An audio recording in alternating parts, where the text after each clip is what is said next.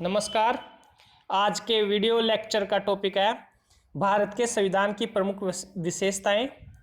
तो यदि हम भारत के संविधान की प्रमुख विशेषताओं का विश्लेषण करें, उसकी व्याख्या करें, तो भारतीय के संविधान की प्रमुख विशेषताएं इस प्रकार है।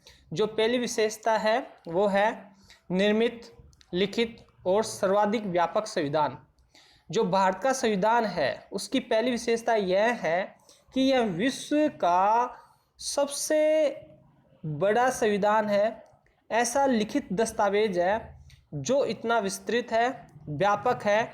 यदि इस संविधान की अन्य देशों के संविधान के साथ तुलना करें तो हम देखें तो संयुक्त राज्य अमेरिका के संविधान में कुल 7 अनुच्छेद ही हैं, जबकि कनाडा के संविधान में 147 अनुच्छेद हैं।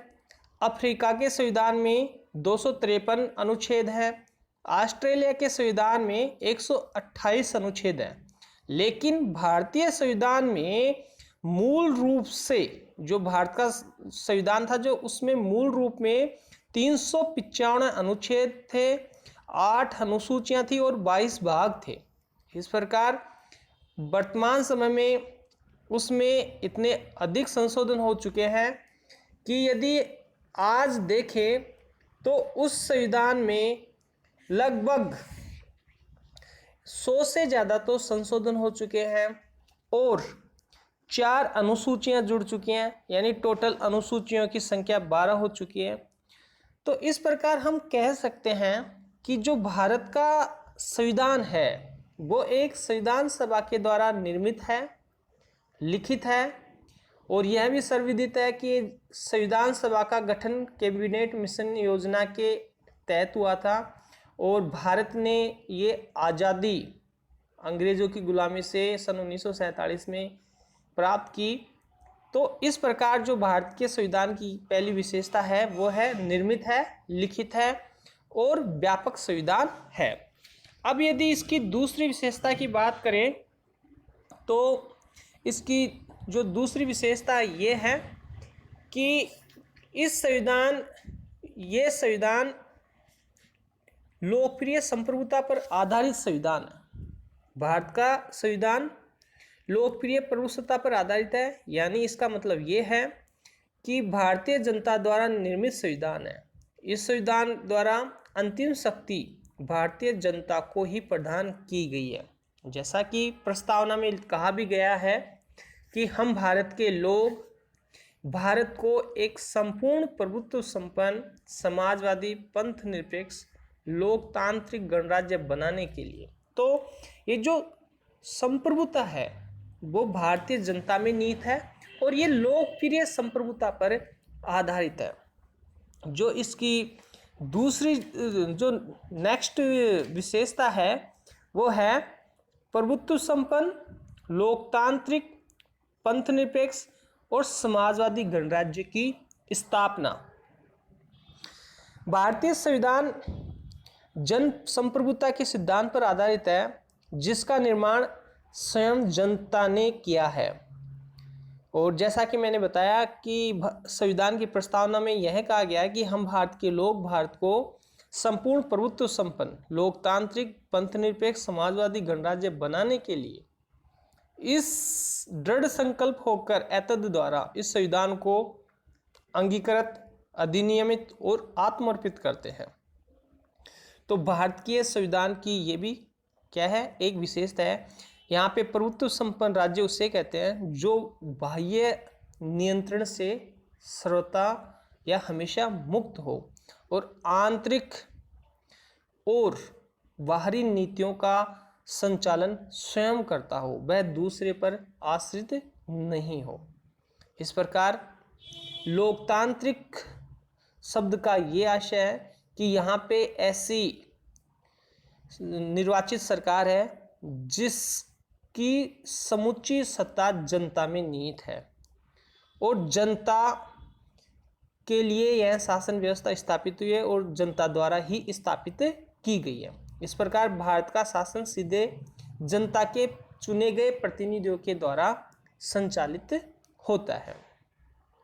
इस प्रकार यदि हम पंथ निरपेक्ष शब्द की बात करें तो संविधान संशोधन 42 के द्वारा इस शब्द को जोड़ा गया और पंथ निरपेक्षता का आशय यहाँ पर ये है कि देश का कोई विशेष धर्म नहीं होगा, वह सभी धर्मों के साथ समान व्यवहार करेगा।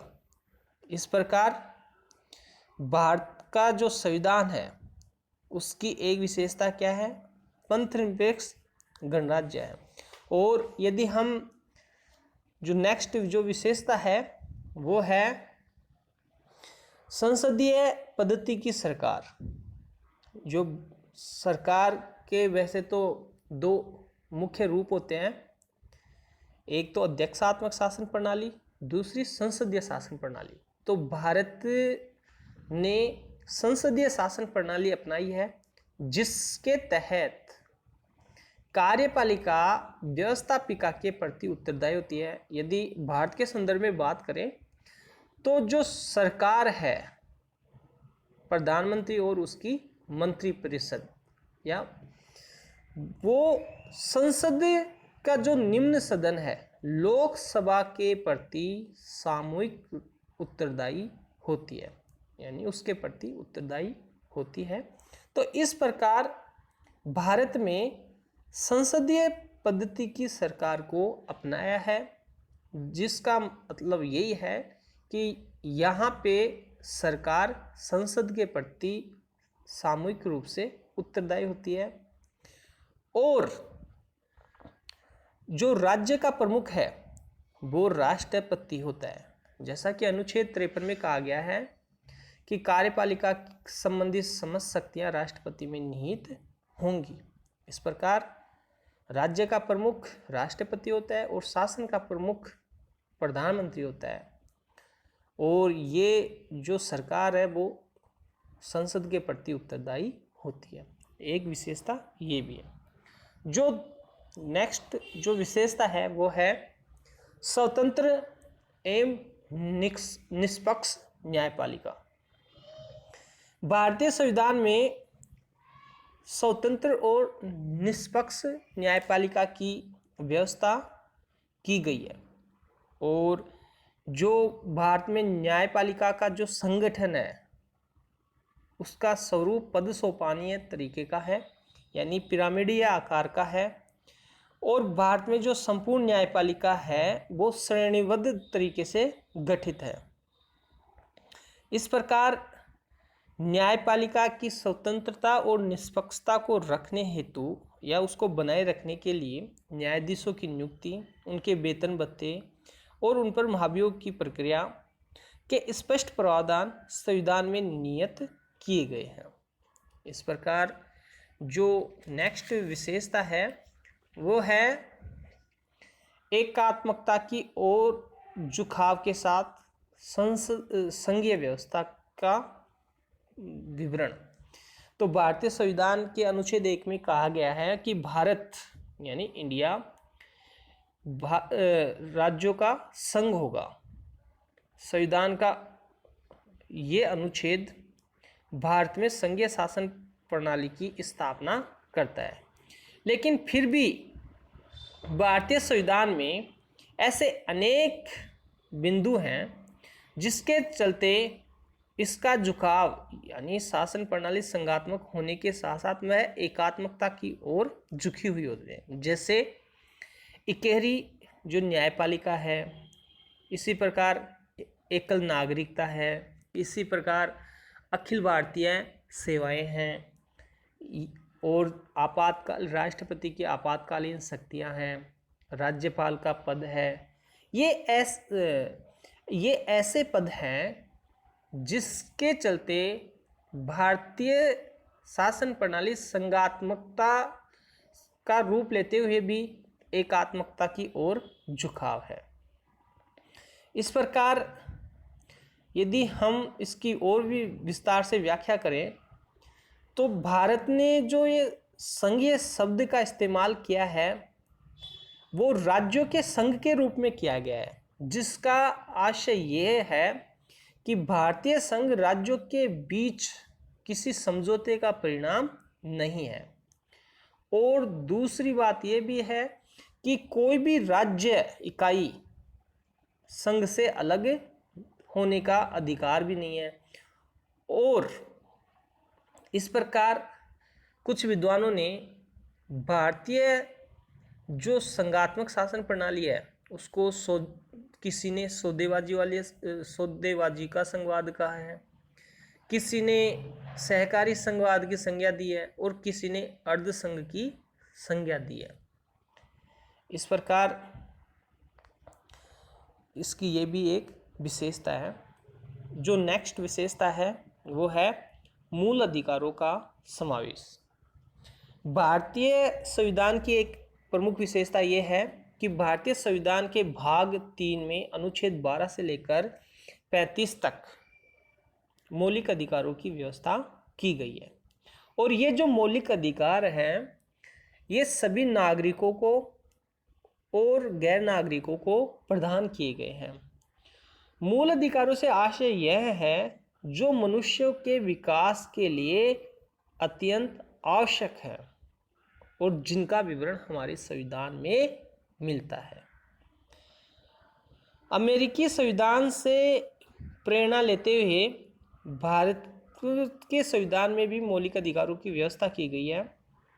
वैसे मूल संविधान में 7 मौलिक अधिकारों की व्यवस्था की गई थी, लेकिन 44वें संविधान संशोधन के द्वारा जब संपत्ति के अधिकार को निरस्त कर दिया गया तो अब मूल अधिकारों की जो कुल संख्या है वो 6 है। तो इस प्रकार संविधान में जो मौलिक अधिकारों की व्यवस्था की गई है यदि उनका अतिक्रमण होता है तो उनकी सुरक्षा करने का अधिकार या संरक्षण का दायित्व न्यायपालिका पे है। इस प्रकार जो नेक्स्ट भारतीय संविधान की विशेषता है वो राज्य के नीति निर्देशक तत्व।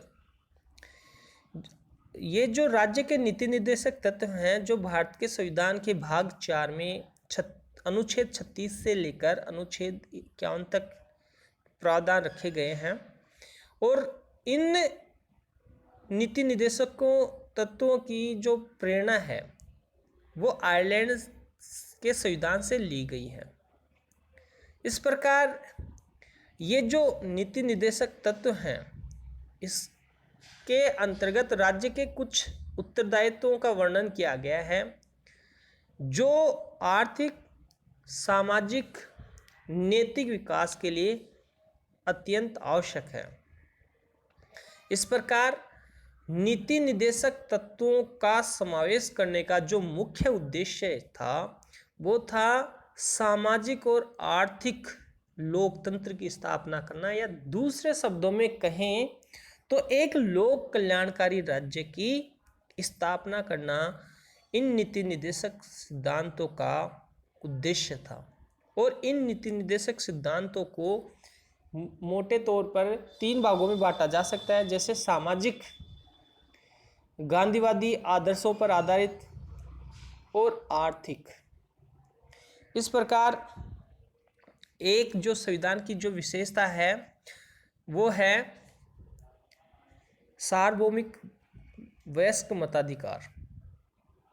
भारतीय संविधान में सार्वभौमिक वयस्क मताधिकार के सिद्धांत को अपनाया गया है और जिसमें प्रत्येक वयस्क भारतीयों को बिना किसी भेदभाव के मत देने का समान अधिकार है। अब वो चाहे किसी भी जाति का हो, किसी भी धर्म का हो, चाहे वो महिला हो या पुरुष हो, जिसने 18 वर्ष की उम्र पूरी कर ली उनको वोट देने का अधिकार है। और ये एक भारत के संविधान की ऐसी विशेषता है जिसने भारत में लोकतंत्र की स्थापना में अपनी महत्वपूर्ण भूमिका अदा की है। इस प्रकार यदि देखें तो पहले जो वयस्क मताधिकार की जो आयु थी वोट देने के अधिकार की 21 वर्ष थी, लेकिन 61वें संविधान संशोधन 1989 के द्वारा मतदाता की आयु घटाकर 21 वर्ष से 18 वर्ष कर दी। इस प्रकार जो एक विशेषता है वो है एकल नागरिकता।